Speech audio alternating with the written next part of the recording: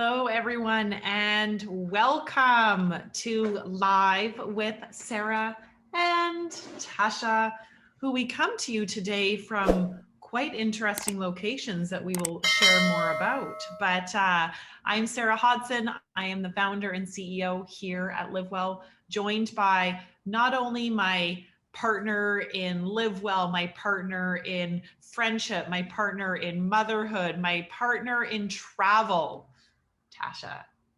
Thank you, Sara. You always give me such a lovely intro. One time I'm going to have to start first so that I can repay the compliments. So I'm keeping track. I'm Tasha McCrae. I'm our VP of Brand and Culture here at Live Well. And Sara and I are excited to have you join us today. As you may notice from our backgrounds, we are traveling the world today from the comfort of our living rooms and office chairs. And what I'm in, anyone know where I am? Anyone know where I am today? If you were in clinic yesterday, maybe my location is familiar to you. I am in Iceland. Oh, now I'm going to mess it up. I had it all before, Sara. Almanagau, Iceland. And Sara, you are? I am in Edinburgh, Scotland at the Royal Mile. Nice. And these are two of the walks on our Walk the World Challenge with Live Well this week. Please let us know if you're participating, what you're kind of doing to bring these walks to life. I actually have my, though I have actually been to this particular location in real life. So if you have questions about what it's really like to be there, chilly even in June, I would be happy. Although weren't we there on the hottest day of in 20 years or something like that? And it was like a whopping 16 degrees or something like that. So I plan to, there is a walk by my house, Redwood Park in Surrey, British Columbia, that has a bunch of fairy, like little fairy houses. Villages, yeah. And the Icelandic people believe in fairies and elves. So that's where I will be taking myself to the Redwood Park to do my Icelandic walk. What about you, Sara? Where are you today? Well, first of all, say that I had the privilege of being in Iceland with Tasha. It was a bit of a milestone birthday trip for me. We did Iceland and we did Scotland. So Tasha has been here with me also to the Royal Mile in Edinburgh, Scotland.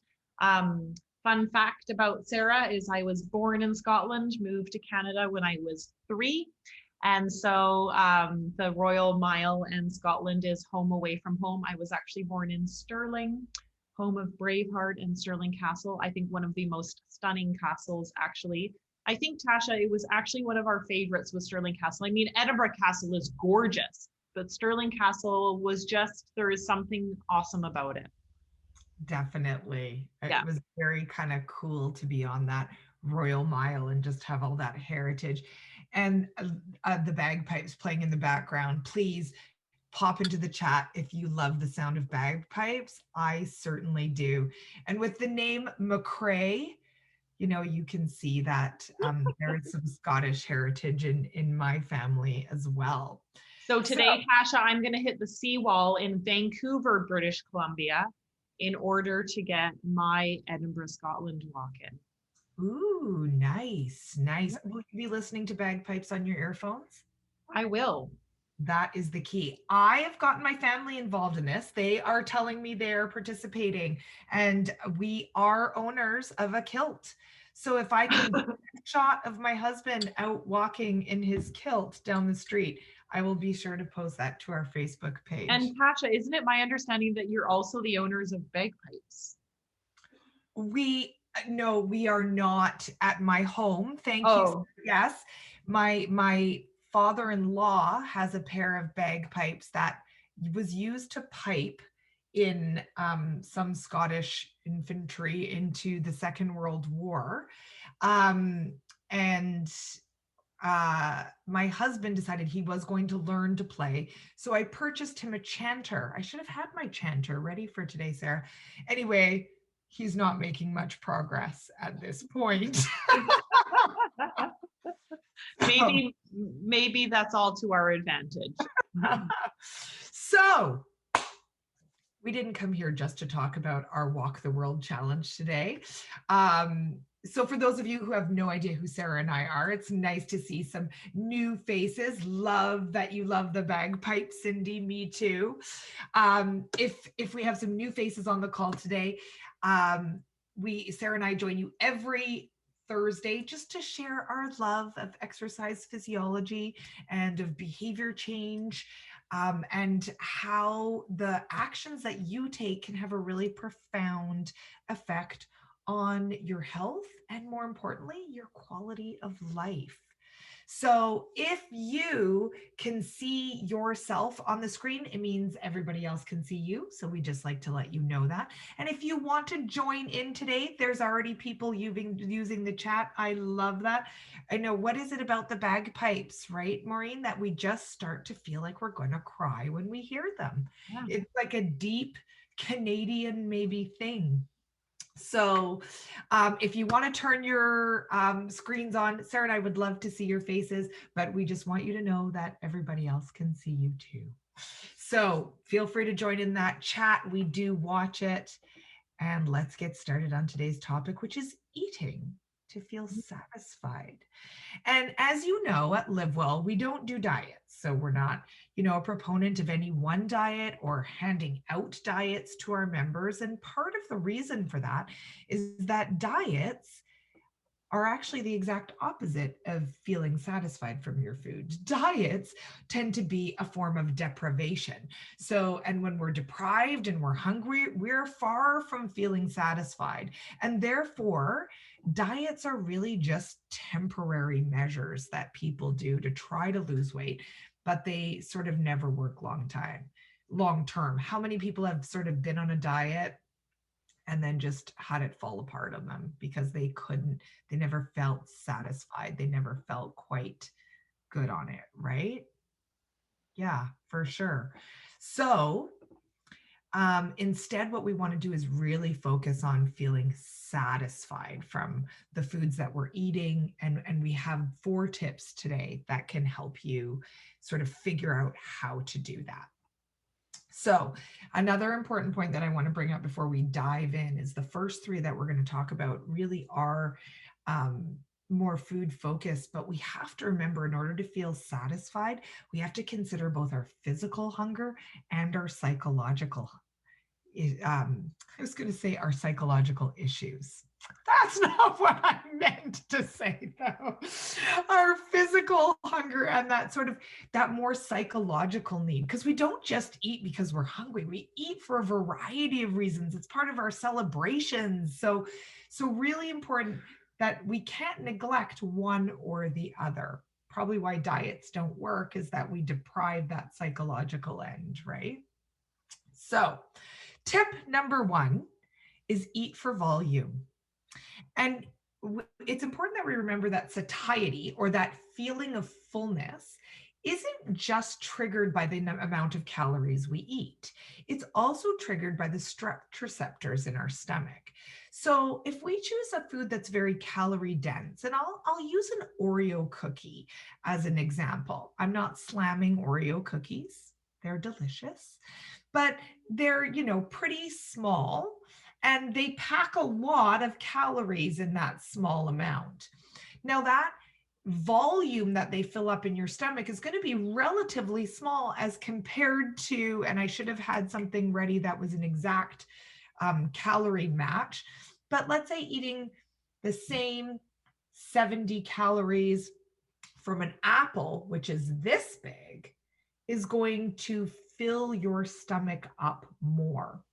And that's why processed foods, they tend to have a lot of calories packaged in small amounts, can lead to overeating and can actually lead to us struggling to manage our weight. So eating for volume is about eating foods that have a relatively lower calories for the amount of food that you're getting.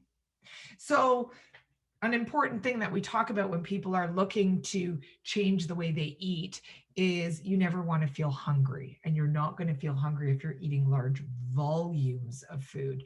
But large volumes doesn't always mean excessive energy if we're eating foods like the apple versus the Oreo.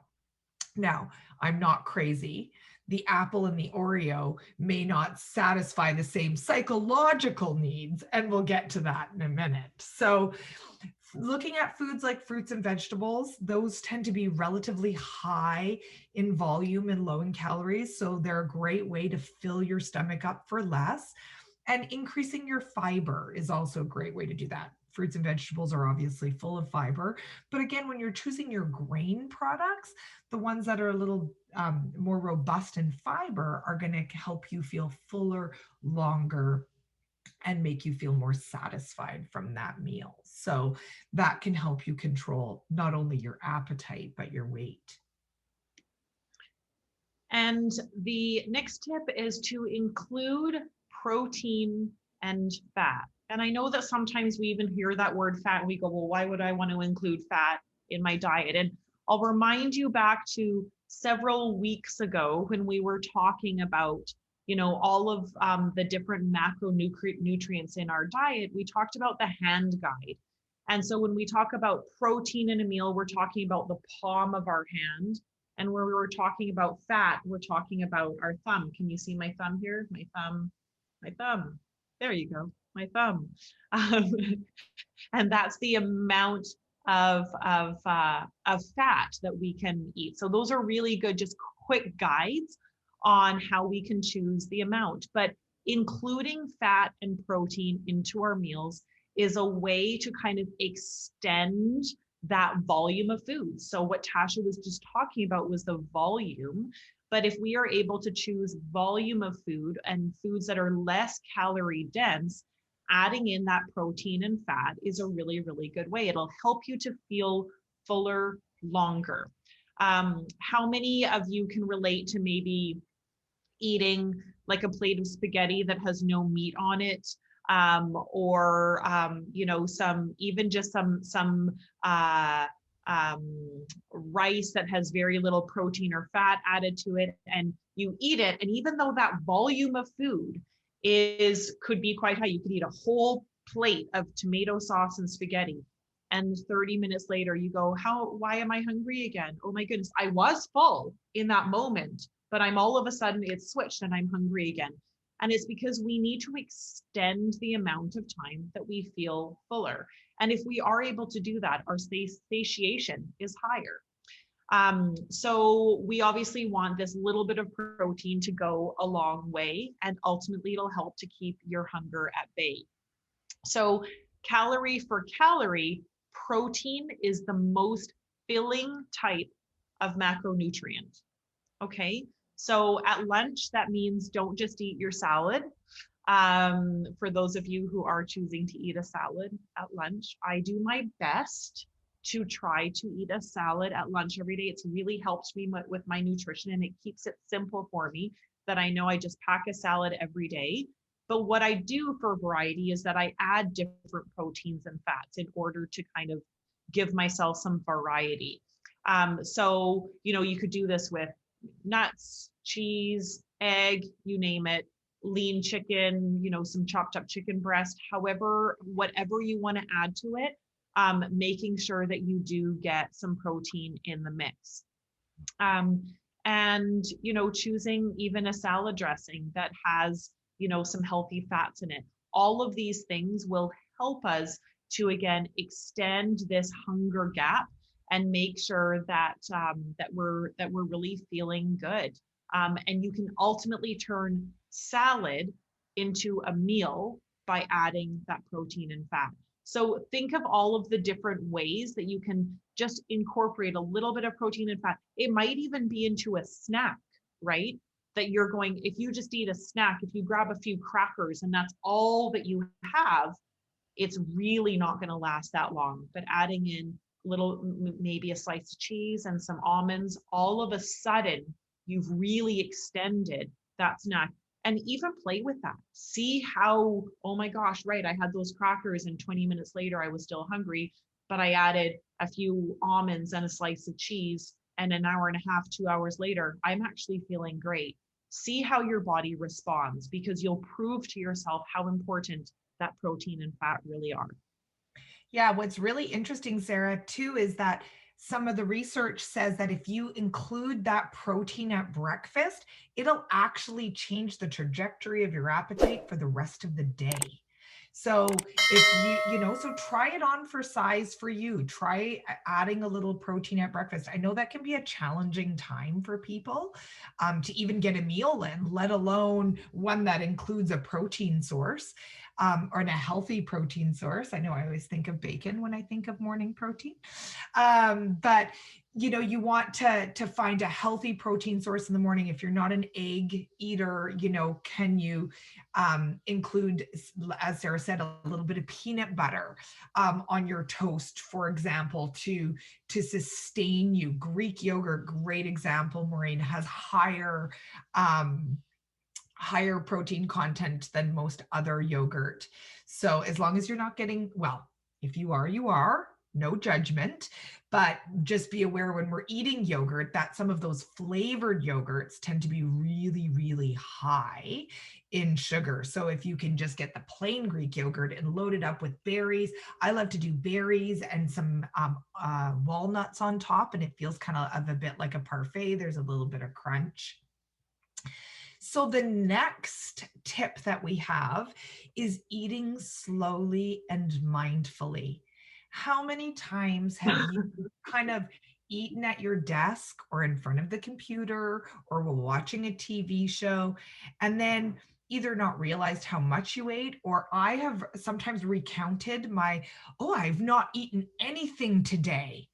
I can't believe it. What a crazy day. And then I forgot, no, I went up to the fridge and carried something down to my desk and ate it at my desk. I have almost no recollection of the meal.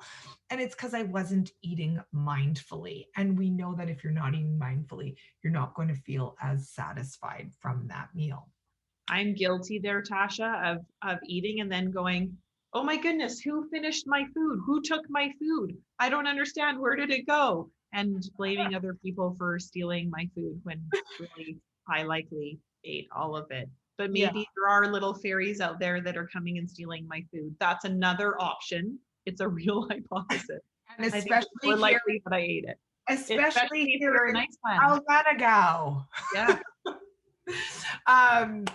Remember, it takes 20 minutes for your food to make it from your mouth to your stomach and to trigger your brain that you're full. So when you're eating really quickly and you're not being mindful and you're just kind of shoveling something down, it's really easy to overeat. And feeling satisfied isn't the same as feeling stuffed, right? And I'll talk in a second about a hunger scale that we can share with you. So feeling stuffed is not satisfied. That's overeating. Feeling satisfied is somewhere around 70 to 80% of your total fullness capacity, if you will. So make sure that you're giving yourself a good 20 minutes, if you can, closer to half an hour, to eat your food and to slowly be able to chew and digest and be aware of your body's natural cues telling you, okay, I'm filling up. I'm at a 5 out of 10. I'm at a 6 out of 10, that kind of thing. Most of us are eating so quickly. I know I'm a very fast eater. I think I've shared with you that I grew up in a family where it was you clean your plate and you get in there for seconds before your brother and sister get it all. So I eat very, very quickly, and it can be very difficult to recognize your body's natural satiation cues. So it's kind of a relearning of listening to your body. So that can be tough at first, right? I think I've shared, my husband, sometimes I go, I'm so full. And then the food sits in front of me and then I continue to eat. And he's like, you just said you're so full. So now I've asked him to just take my plate away from me. And some people see that as a really controlling relationship dynamic. But in fact, he's doing something I've asked him to do as a favor, because I've lost that connection to my natural sort of hunger cues. So something I'm working on is this one, eating slowly and mindfully. So I mentioned that hunger scale, and I'm really excited. Over the course of the last several months, I have been working alongside one of our franchisees, Kalinda Hunter, who is a registered dietitian, to put out a nutrition course for you as part of your Live Well membership. And it's almost ready. We're just getting the last pieces uploaded. But what we've included in that course is this hunger scale. And from 0 to 10, 10 being I am so full that it's painful. This is, I've completely overindulged at the Christmas dinner kind of feel, versus, 1, I'm so hungry that I'm feeling lightheaded and weak. And really, again, it's that 7 to 8 that is the area that we are satiated, where we go, I could eat more, but I don't need more. I feel good. I haven't overeaten. I haven't undereaten. That's really where we're looking to be. And so many of us don't stop eating till we're actually stuffed. And Tasha, I'm going to add to you there that for me, I'm, the mother of 4 children, and as much as they are teenagers today I actually induct one of my children into the teenage years. It is my third born's 13th birthday. But I have, my eating fast is because I've had little ones, right? Running around. And for any of those mothers or fathers out there tending to our children, oftentimes we can eat quickly because we are kind of used to, for years and years, sitting down at a table and not having much time to eat. And if we didn't eat quickly, our food ended up getting cold, or we just didn't end up finishing it. So I also am committed to working on this one and just enjoying my food.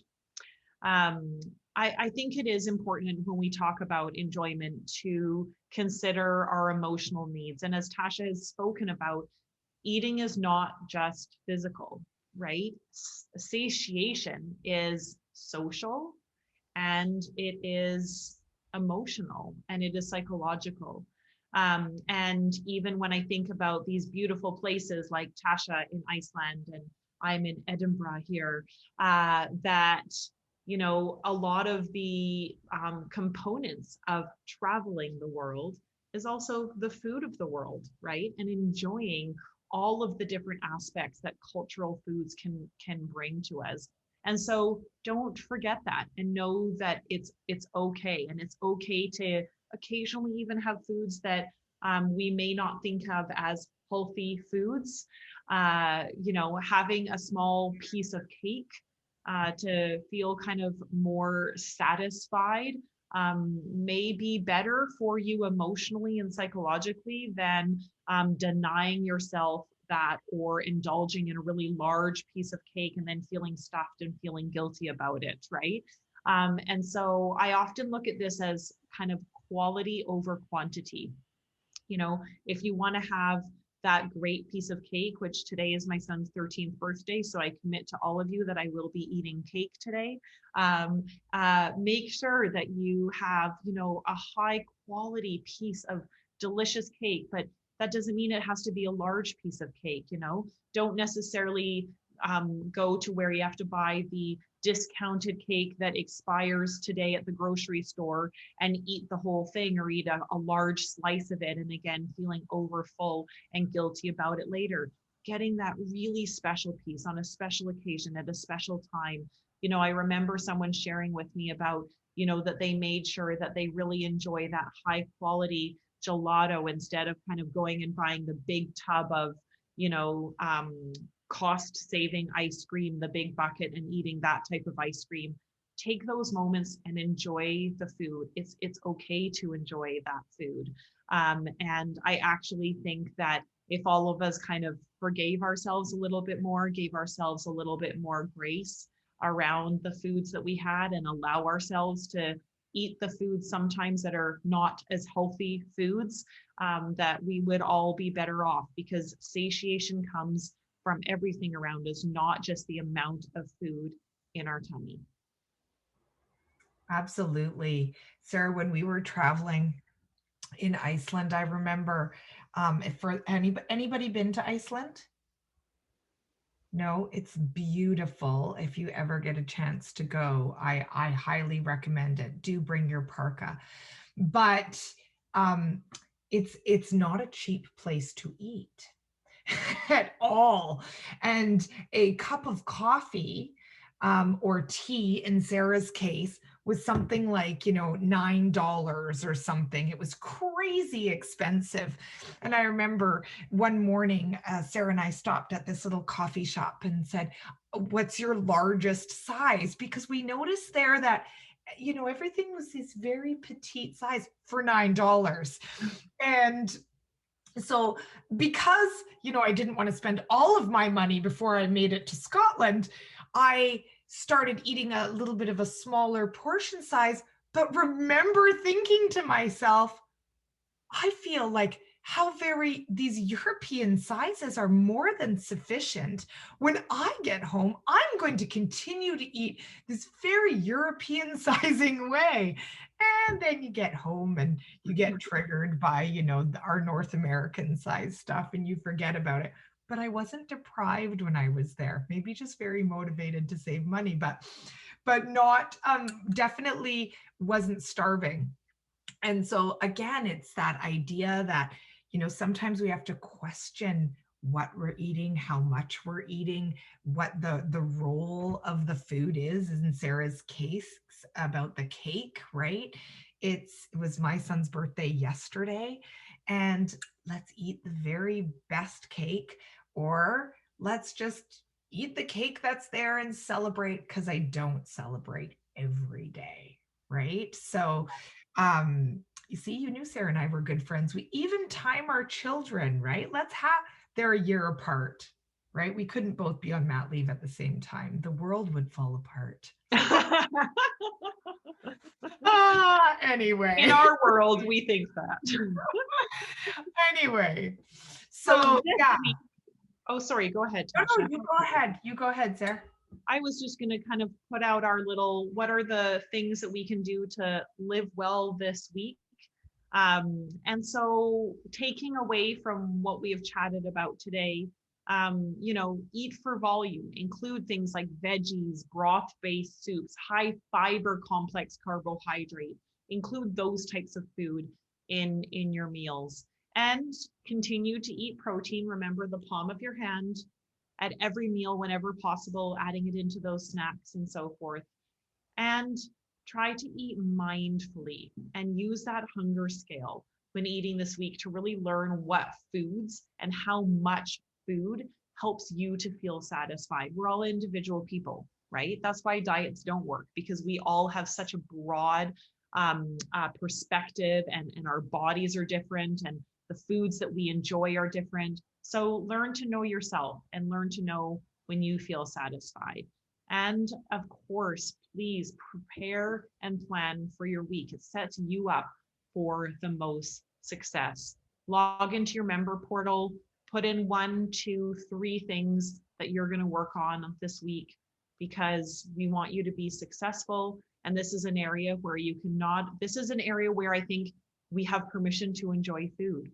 So take this and run with a little bit, right? See what you can do this week to enjoy and be more satisfied in the foods that you eat. For sure.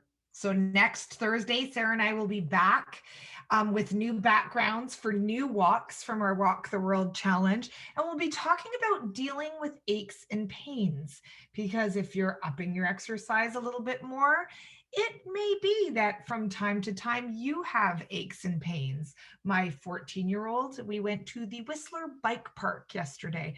I woke up this morning with aches and pains. So we'll be talking about how to deal with those next week, same time, 12 Pacific, 3 p.m. Eastern. If you are not already subscribed to our YouTube channel, please do, and you can catch all of our live episodes and all of the Live Well content that we put out. And if you're watching this on a replay and you're not a Live Well member, we'd love to meet you.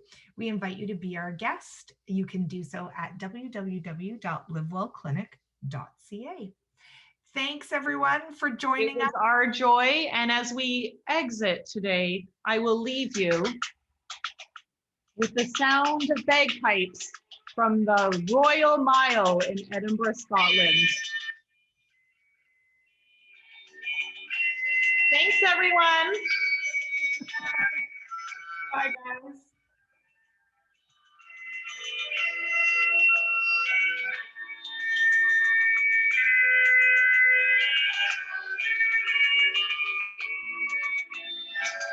This is so beautiful, I can't stop it. I know, I'm staying on.